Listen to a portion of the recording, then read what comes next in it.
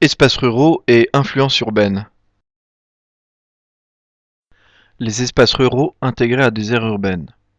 Ce sont des espaces ruraux qui sont en périphérie d'une aire urbaine et qui profitent de la périurbanisation. Ils gagnent des habitants et peuvent maintenir ou développer des services, écoles, commerces. Un exemple, Riom, ville située à 50 km au sud-est de Toulouse, qui a doublé sa population depuis 1960, passant de 2000 à 4000 habitants. Les espaces ruraux reliés à des aires urbaines. Ce sont souvent des espaces ruraux dont le dynamisme repose sur l'attrait qu'ils exercent sur les populations d'aires urbaines alentour. L'activité, souvent touristique, permet le maintien de populations et d'autres activités, notamment agricoles.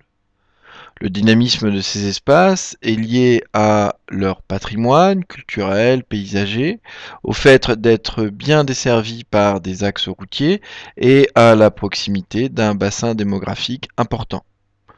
Un exemple, ce sont les vallées des Pyrénées, par exemple, autour de Bagnères de Luchon, qui ont développé dans les années 1890 le tourisme, d'abord thermal, puis à partir des années 50, le tourisme de loisirs autour des activités de ski notamment.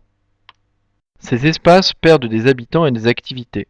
C'est d'ailleurs un cercle vicieux puisque la perte d'habitants rend moins attractifs les territoires pour l'installation de commerces, d'écoles ou d'entreprises, et la perte d'écoles, d'entreprises ou de commerces rend moins attractifs les territoires pour d'éventuels habitants.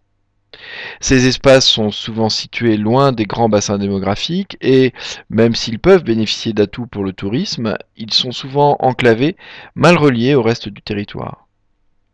En France, la plupart de ces espaces sont situés dans la région appelée Diagonale du Vide, qui part des Ardennes et qui va jusqu'à la limite sud du Massif central.